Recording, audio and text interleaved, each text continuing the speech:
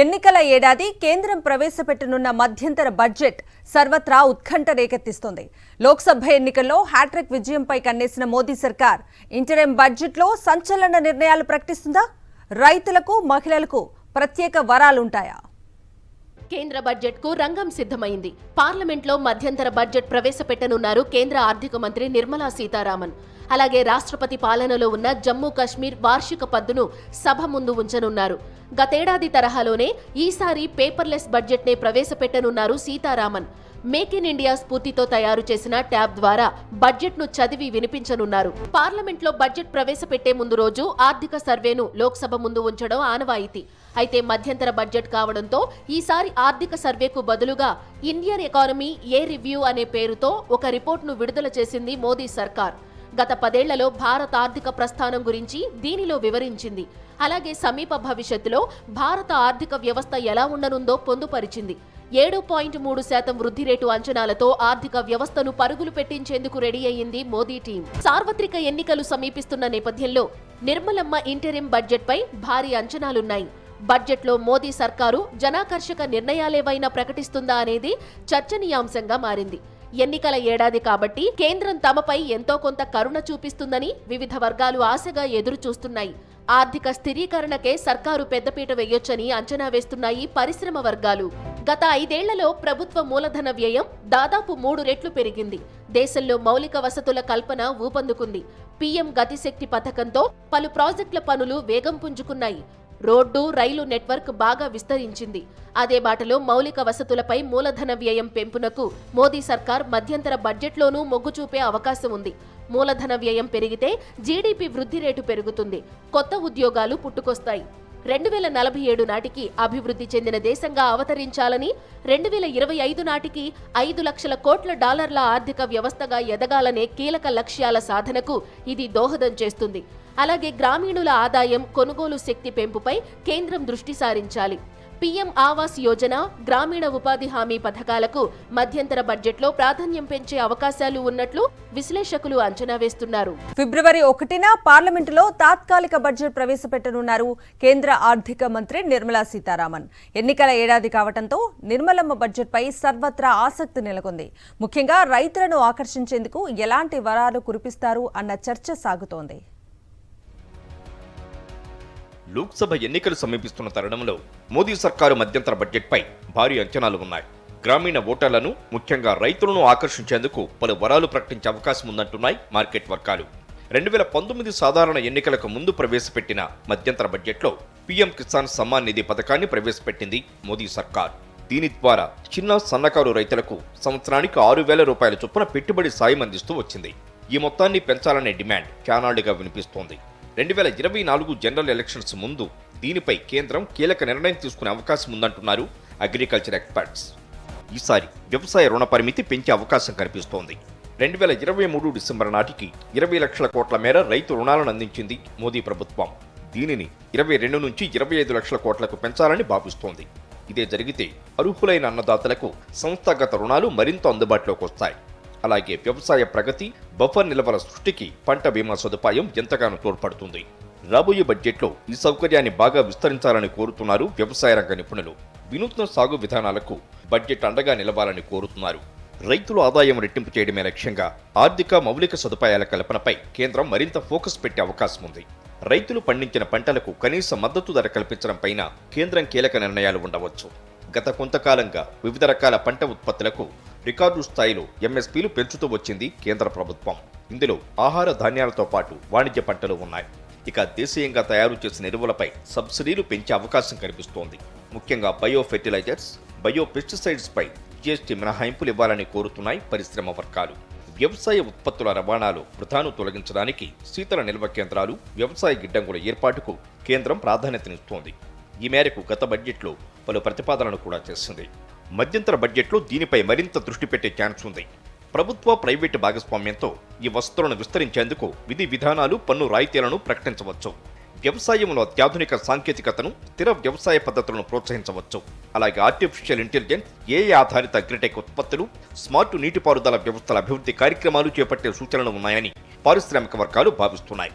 కేంద్రం నుంచి కనీసం 10 నుంచి 15 సంవత్సరాల పాటు ప్రత్యేక పన్ను రాయితీలు లేదా ట్యాక్స్ హాలిడే ప్రకటించాలని కోరుతున్నాయి అగ్రిటెక్ స్టార్టప్స్. దీనివల్ల వ్యవసాయ సాంకేతిక రంగంలో నూతన ఆవిష్కరణలకు ప్రోత్సాహం లభిస్తుందంటున్నాయి. మధ్యంతర బడ్జెట్కు వేలైంది. పన్ను కోతలు, వడ్డనలపై సర్వత్రా ఇప్పుడు చర్చలు జరుగుతున్నాయి. ఎప్పట్లాగే సామాన్యులు, ముఖ్యంగా మధ్యతరగతి వర్గాలు, అందులోనూ వేతన జీవులు మాత్రం ఆదాయపు పన్ను మినహాయింపులపైన ఎన్నో ఆశలు పెట్టుకున్నారు. ఆదాయపు పన్ను పరిమితిని 8 లక్షల వరకు పెంచుతారనే వార్తలు ఇప్పుడు వేతన జీవుల్లో మరింత ఉత్సాహం నింపుతున్నాయి. అయితే ఇది ఓటాన్ అకౌంట్ బడ్జెట్ కావడంతో ప్రభుత్వం ఏ మేరకు తమ అంచనాల్ని అందుకుంటుందన్న అనుమానాలు ఉన్నాయి. లోక్సభ ఎన్నికలకు ముందు కేంద్ర ఆర్థిక శాఖ మంత్రి నిర్మలా సీతారామన్ వచ్చే ఆర్థిక సంవత్సరానికి 2024-25కు గాను పార్లమెంట్లో బడ్జెట్ను ప్రవేశపెట్టబోతున్నారు. ఫిబ్రవరి 1న ప్రకటించే ఈ బడ్జెట్ మధ్యంతర బడ్జెట్. దీంతో సాధారణంగా ఎటువంటి పెద్ద పన్ను సవరణలు ఉండకపోవచ్చు. అయినప్పటికీ కొన్ని పన్ను మినహాయింపులను వ్యక్తిగత ట్యాక్స్ పేయర్స్ ఆశిస్తున్నారు. ప్రభుత్వం సైతం ఆ దిశగా అడుగులు వేయవచ్చన్న అంచనాలు ఉన్నాయి. అయితే మరింత మంది ట్యాక్స్ పేయర్లు కొత్త పన్ను విధానాన్ని ఎంచుకునేలా ఇందులో ప్రోత్సాహకాల్ని కేంద్ర ప్రభుత్వం తీసుకురావచ్చన్న అంచనాలు గట్టిగా వ్యక్తమవుతున్నాయి. ఈ క్రమంలోనే పన్ను స్లాబ్స్ను మార్చే అవకాశాలు ఉన్నాయి.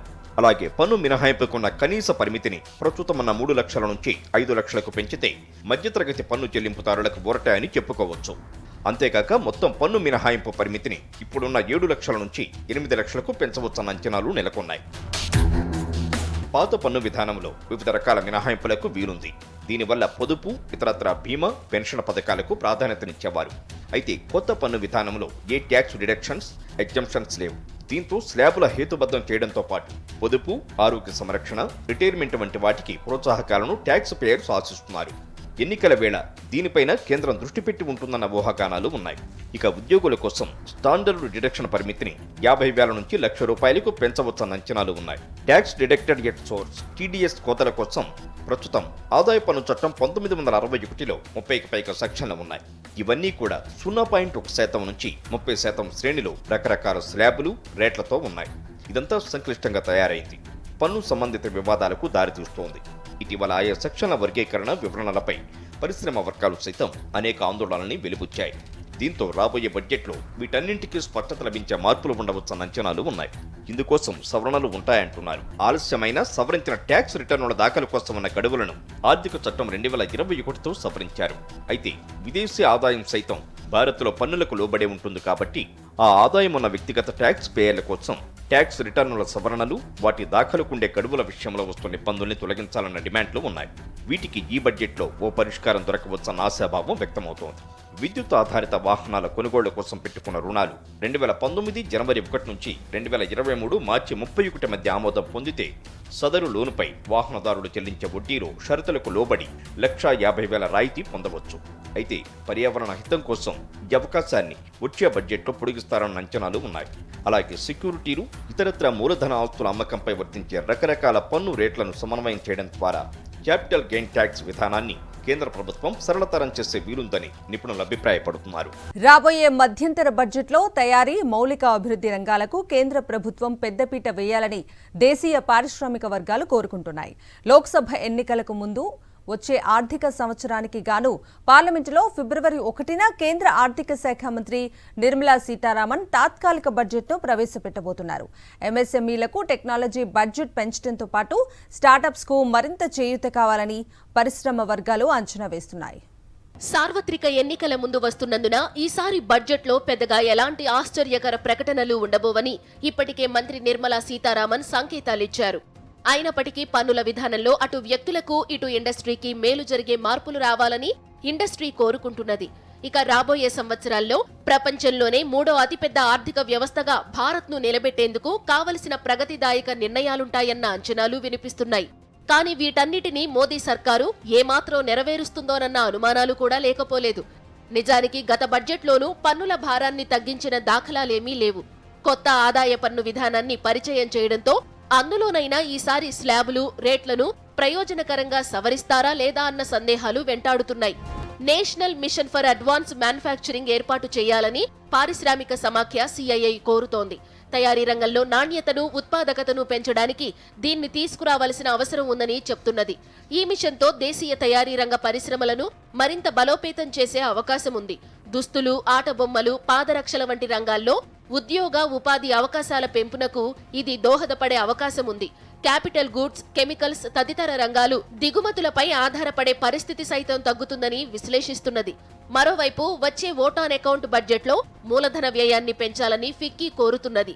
గత బడ్జెట్లో 37.4% పెంచి 10 లక్షల కోట్లకు చేర్చారని గుర్తు చేస్తున్నది. ప్రస్తుతం వైద్య ఉపకరణాల దిగుమతిపై సుంకాలు చాలా ఎక్కువగా ఉన్నాయని medical technology association of India అంటోంది.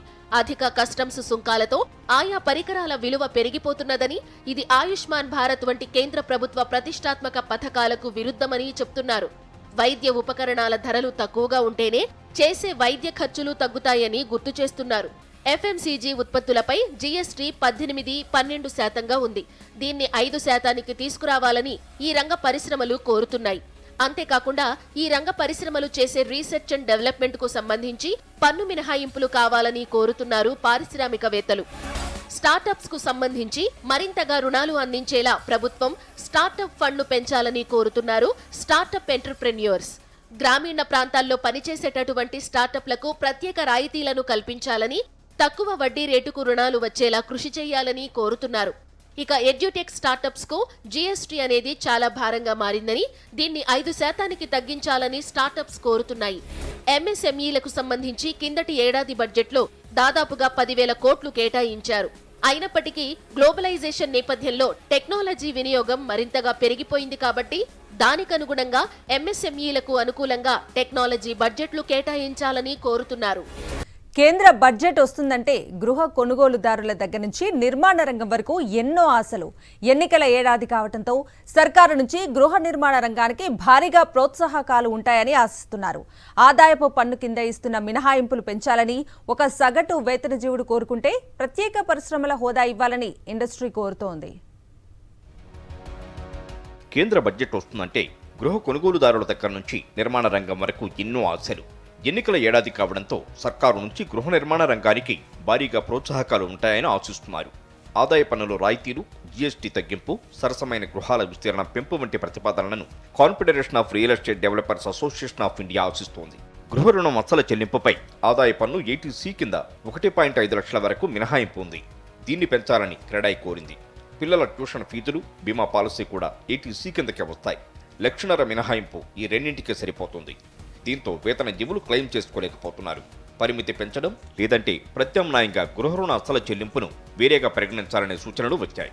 గృహ రుణ వడ్డీ చెల్లింపుపై 2 లక్షల వరకు ఆదాయ పన్ను సెక్షన్ 24B ప్రకారం మినహాయింపు ఉంది. ఇళ్ల ధరలు పెరిగిన తర్వాత తీసుకునే రుణం మొత్తం పెరిగింది. చెల్లిస్తున్న వడ్డీ లక్షల్లో ఉంటోంది. ఈ క్రమంలో ఆ మొత్తాన్ని పెంచాలని క్రెడాయ్ కోరింది. నివాసం ఉండేందుకు మొదటిసారి ఇల్లు కొంటుంటే అసలుపై పరిమితి లేకుండా మొత్తానికి ఆదాయ పన్ను మినహాయించాలనే ప్రతిపాదనలు కేంద్రానికి వెళ్లాయి. లేకపోతే అసలుపై 5 లక్షల వరకు మినహాయింపు ఇవ్వాలని ప్రత్యామ్నాయాలను సూచించారు. కేంద్ర ప్రభుత్వం సరసమైన ఇళ్లను 60 చదరపు మీటర్ల లోపు ఉన్న వాటిని పరిగణలోకి తీసుకుంటుంది. ఇంటి ధర కూడా 45 లక్షలు మించవద్దని 2017లో ప్రకటించింది. ఈ ప్రకారం ఉన్న వాటిని సరసమైన ఇళ్లుగా నిర్వహించి జీఎస్టీ 1% వర్తింపచేస్తోంది. అప్పటికీ ఇప్పటికీ పరిస్థితులు మారినందున విస్తీర్ణం పెంచాలని క్రెడాయ్ కోరింది. నేషనల్ హౌసింగ్ బ్యాంకు ప్రకారం గత 7 ఏళ్లలో ఇళ్ల ధరలు 24% పెరిగాయి. వీటిని పరిగణలోకి తీసుకుని పరిమిత ధరతో పాటు విస్తీర్ణం పెంచాలని విజ్ఞప్తి చేస్తుంది.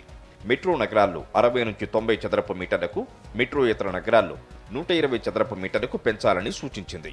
దీర్ఘకాలంగా డిమాండ్ చేస్తున్న అంశాల్లో రియల్ ఎస్టేట్కు పరిశ్రమ హోదా ఒకటి. హోదా వస్తే రుణాల లభ్యత పెరుగుతుంది. ప్రస్తుతం బిల్డర్లు అధిక వడ్డీ రేట్లకు రుణాలు పొందుతున్నారు. లభ్యత కూడా క్లిష్టంగా ఉంది.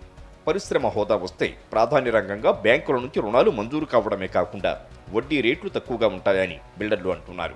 అత్యధిక మందికి ఉపాధి కల్పిస్తున్న స్థిరాస్తి రంగానికి ఎంతో ప్రయోజనం జరుగుతుందని చెప్తున్నారు. ఎన్నికల ముందు కేంద్రం ప్రవేశపెట్టనున్న మధ్యంతర బడ్జెట్పై భారీ ఆశలు పెట్టుకుంది ఆటోమొబైల్ రంగం. స్వచ్ఛ ఇంధన రవాణాకు మరింత తోడ్పాటు అందించే అవకాశం ఉందని అంచనా వేస్తున్నాయి పరిశ్రమ వర్గాలు. 2024 కేంద్ర బడ్జెట్లో పలు సంస్కరణలు ఆశిస్తోంది భారత ఆటోమొబైల్ రంగం. FAME3 scheme, PLI scheme, entry level 2 wheelers పై జీఎస్టీ సవరణ వంటి అంశాలపై ఏదైనా అప్డేట్ వస్తే బాగుంటుందని పరిశ్రమ ఎదురు చూస్తోంది. ఎలక్ట్రిక్ వాహనాల ప్రోత్సాహకాలకు సంబంధించి లిథియం అయాన్ బ్యాటరీలపై జీఎస్టీ తగ్గింపు, ఈవీ విడిభాగాలపై సుంకం తగ్గింపు వంటి అంశాలు ఈ బడ్జెట్లో ఉండే అవకాశం ఉందని అంచనా వేస్తున్నాయి. గతేడాది ఆటోమొబైల్ రంగంలో మూలధనం, మౌలిక సదుపాయాలకు ఎక్కువ కేటాయింపులు చేసింది కేంద్ర ప్రభుత్వం. ఈసారి మధ్యంతర బడ్జెట్ కావడంతో భారీ స్థాయిలో ప్రోత్సాహకాలు ఉండే అవకాశం లేదు. అయితే గతేడాదిలో ఇచ్చిన సంస్కరణలను ఈ బడ్జెట్లో కొనసాగించాలని కోరుతోంది ఆటోమొబైల్ తయారీదారుల సంఘం. ఇంటరిం బడ్జెట్లో స్వచ్ఛ ఇంధన రవాణాకు కావలసిన తోడ్పాటు అందించాలని వాహన రంగం కోరుతోంది.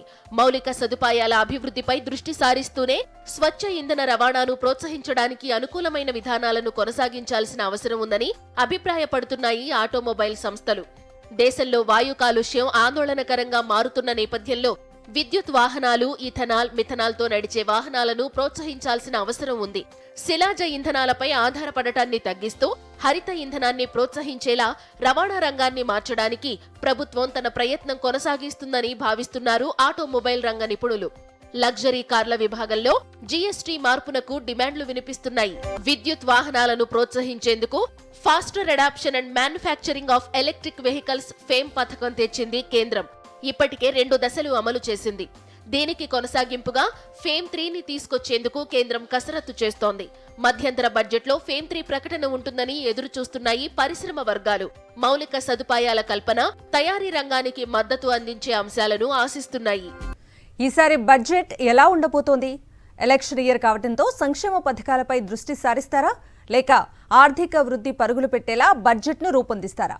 వేతన జీవికి ఊరట ఇస్తూనే పరిశ్రమలకు పెద్దపీట వేస్తారా? ఇలా సవాలక్ష ప్రశ్నలు నిర్మలమ్మ పద్దు ముందున్నాయి. అయితే 6 అంశాలను ప్రధానంగా చేసుకుని బడ్జెట్ ఉండే అవకాశం ఉందంటున్నారు ఆర్థిక రంగ నిపుణులు. ఫిబ్రవరి 1న ఆర్థిక మంత్రి నిర్మలా సీతారామన్ మధ్యంతర బడ్జెట్ ప్రవేశపెట్టనున్నారు. లోక్సభ ఎన్నికల కారణంగా 2024-25 ఆర్థిక బడ్జెట్లో పెద్ద ప్రకటనలు ఏమీ ఉండవని అనుకున్నప్పటికీ ఎలక్షన్స్ దృష్టిలో పెట్టుకుని జనాకర్షక బడ్జెట్ ఉంటుందని తెలుస్తోంది. ఇందులో భాగంగానే 6 అంశాలు ప్రధానంగా తీసుకుని ఈసారి బడ్జెట్ ప్రవేశపెట్టే అవకాశం ఉంది.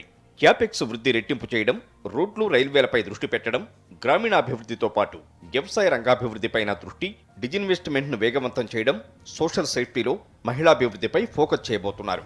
ఇక చివరిగా తయారీ రంగం, క్లీన్ ఎనర్జీ మీద ఫోకస్ చేయబోతున్నారు. ఇవే కాకుండా రెవెన్యూ, వ్యయం, ఆర్థిక పనితీరు, ద్రవ్యలోటు అంచనాలపై కూడా ఎక్కువగా ఫోకస్ పెట్టే అవకాశం ఉంది. రక్షణ, రైల్వేలు, మౌలిక సదుపాయాల అభివృద్ధిపై కూడా దృష్టి సారించే అవకాశం ఉంది. మౌలిక సదుపాయాల విభాగానికి అధిక నిధుల కేటాయింపు, digitalised India, green hydrogen, electric vehicles, broadband వృద్ధిపై దృష్టి సారించడం ఈసారి బడ్జెట్లో కీలకంగా ఉండే అవకాశం ఉందని ఆర్థిక రంగ నిపుణులు విశ్లేషిస్తున్నారు. 2025 ఆర్థిక సంవత్సరంలో ప్రభుత్వ క్యాపెక్స్ 10-15% దాకా పెరిగే ఛాన్స్ ఉంది. ఇక ఆర్థిక సంవత్సరంలో ప్రభుత్వం 10 లక్షల కోట్ల క్యాపెక్స్ లక్ష్యాన్ని నిర్దేశించుకుంది. బీమా రంగం దాని పరిధిని పెంచడానికి కొన్ని రకాల బీమా ఉత్పత్తులపై జీఎస్టీని తగ్గించాలనే అభిప్రాయాలు వ్యక్తమవుతున్నాయి. తయారీ రంగ అభివృద్ధి కోసం ప్రొడక్షన్ లింక్డ్ ఇన్సెంటివ్ పథకం కింద రంగాల విస్తరణ, గ్రీన్ ఎనర్జీకి పరివర్తన దిశగా నిరంతర ప్రోత్సాహకాలు అందించే దిశగా బడ్జెట్ ఉండనుంది. శిలాజ ఇంధనాలపై ఆధారపడటాన్ని తగ్గించడానికి, వాయు కాలుష్య సమస్యలను పరిష్కరించడానికి, ఎలక్ట్రిక్ వాహనాల స్వీకరణను ప్రోత్సహించడానికి ప్రభుత్వం చేస్తున్న నిరంతర ప్రయత్నాల నేపథ్యంలో ఎలక్ట్రిక్ వాహనాలపై ఈసారి బడ్జెట్లో దృష్టి సారించనుంది.